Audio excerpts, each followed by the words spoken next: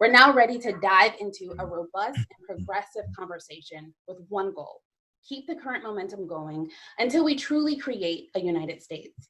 I'm your host, Angel Livas, and I think it's only right that I explain why the men selected for tonight's panel was imperative to our discussion. First, this platform, I Am Black, wasn't even a concept 3 weeks ago. When God planted the seed, he also showed me who was needed to create impact around this discussion. Every man present answered the call and didn't even require an in-depth explanation. As a mother of 2 young boys, this dialogue isn't just a conversation for me. It's a true attempt to do my part to ensure that the road to 2024 and 2025 look different than 2020. You see, in 4 or 5 years, someone might look at my sons and label them as a threat. So I've decided to use my gift, my talents, to do my part. By the end of this conversation, it's my prayer that you will see how you can do the same. I'm grateful to share the stage with some of America's most beloved Black men because of their commitment to not only their communities, but also to their purpose. I know that we're off to a wonderful start tonight, and so allow me to introduce you to our participants. First, I'm going to start with Mr. Paul Bashea Williams. He is our mental health expert and the CEO of Hearts and Mind Counseling. Dr. Eddie Connor Jr. is the recipient of the President Barack Obama Volunteer Service Award and the President Obama Lifetime Achievement Award. Mr. Tommy Dortch Jr. is the chairman of 100 Black Men of America. Reverend Dr. Howard John Wesley is senior pastor of Alfred Street Baptist Church. And Dr. Michael Eric Dyson is a New York Times bestselling author, Georgetown University professor, and most importantly, he hails from my hometown of Detroit, Michigan. How do we talk racism with our children? Hi, everybody. I think we have to be, I know we have to be honest. So we talk about how racism impacts us. Like, we can't shield our kids because if they find out from the world that what racism feels like, they might be afraid to come to us to talk about it. So if I'm going to talk about my son, who's 15-year-old, who doesn't really understand what racism is, hasn't experienced it, I need to have a conversation with him on so many different levels. Not just the surface level, but how it impacts you, because it can slow your development. You know, we walk around, we experience racism, it shows up in other areas of our lives, and we don't address it, we don't deal with it. So we have different things, how we respond to it, like anger or anxiety. It shows up in our body as sometimes our stomach hurts or headaches or cramps or whatever it is, it's in our body, the things that we experience. So trauma is very real. And so really understanding what trauma is, there's 3 different types of trauma that we'll get into. So there's acute, maybe a single incidence of racism, right? And then we have complex trauma, which is I'm experiencing racism myself. I'm seeing it on TV. My friends are talking about it. My community is talking about it. Wherever I go, there's complex trauma that's on top of all the other things that's happening in the world.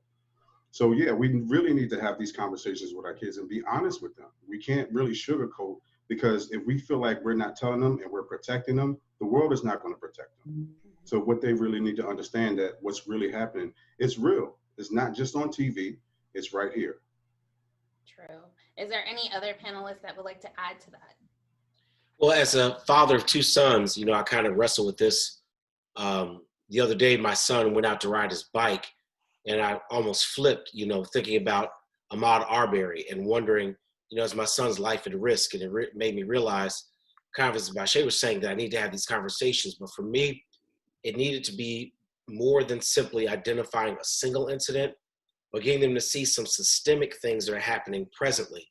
I think we're very easily can negate 1 or 2 instances until we begin to paint a bigger picture and then connect that historically, so that they have an awareness really of the world they're in as young Black men, that they've inherited, that there is a racism thread that has woven itself into the fabric of America. And in order for them to really conceive it, I need them to see it as bigger than 1 incident. And I want to be able to show them historically. So to be able to take them through some Eyes on the Prize series, to make them understand what was happening with Emmett Till, what the 16th Street bombing was all about. So, to trace these moments through our history, so that they have a real conscious awareness that this is not just something that happened and it's not limited to 1 incident in Georgia, but this is something historic they've been dealing with, so that they have a racial consciousness of their role and surviving and helping change this nation. And I'd like to add in part of my approach to teaching. I have children and grandchildren, and part of preparing them is, one, making sure they understand their history. Because one of our problems we have is too many of our young people has historic as opposed to history. And so I have a library that teaches all of my children and grandchildren and other young people who come in contact with me and my mentees, so they know their history first, so they have the confidence. And then the other is to speak truth to power. We have to tell them what we've been through. Unlike my brothers here, I was born in 1950, so I lived in segregated communities. I'm 70 years old. I've been through those cases where they didn't want Black folks to come in the front door, and all of my parents taught me, son, you don't need to go there. If they don't want you there, you don't need to be there anyway. So don't take your money and don't go to them. And so we have to teach that to our young people and make sure we are at least preparing them for the future. Because I used to tell my son, my youngest, who told me, oh, Dad, that was back when you were growing up. And then once he got profiled, then all of a sudden he wanted to be militant. But I had to step in and I had to say to him, look, Trey, if you get stopped, I'm the heavy, not you. Be respectful. It's not going to hurt you to say yes, sir, there, because your dad will deal with it from there. But those are the things we have to prepare our young folks for, because we're in a world that is true and full of racism and, of course, classism as well. Now, one of the things that you mentioned was the financials and having an understanding around that. And I think that's definitely a place that I want us to go. When we think about the Montgomery bus boycott, we really had to hit America where it would hurt, and that was in the pockets. How important is it to really kind of wheel in some of our historic past successes into how we move things forward as a country now? Well, Dr. King and his leadership really hit it on the nail. First of all, the civil disobedience was one that they understood back then, that police were just waiting to shoot and beat and whatever. But Maynard Jackson taught us, because his father and grandfather taught him, that Black people will get ahead in this nation through the ballot, the buck, and the book. And if you consider now we generate 1.3 to 1.4 trillion dollars a year, what we've got to do is educate our children, educate our community that a powerful weapon that we have is our money. And the other is the vote that we have, and we have to use those, and then we have to be educated. But be honest, corporate America, America does not really take notice until you hit them in the pocketbooks, until you finally kick them out of office. Dr. Dyson, do you have something you would like to add? Well, yeah. First of all, I'm glad to be on this panel, and I'm glad you got my pastor on here because I can't cuss now. But what? Oh, you've done it a lot of times, brother. We good. You ain't supposed to out me like that, Pastor. You're not supposed to out me like that. So the thing is, we're dealing with what Dr. Wesley called systemic racism, and what Brother Dortch has referred to as the deeply ingrained pattern of racial oppression, and what Brother Bashea talked about in terms of trauma. All of that is hitting us. And so, you can never predict when a historical eruption will last beyond the moment to create the conditions for a movement. T.J. Jemison in Baton Rouge had a bus boycott. Claudette Colvin, before Rosa Parks, had a conflagration and a conflict on a bus, but she was a young Black woman with other complicating factors, some of which had to do with respectability politics, and some had to do with the fact she was cussing.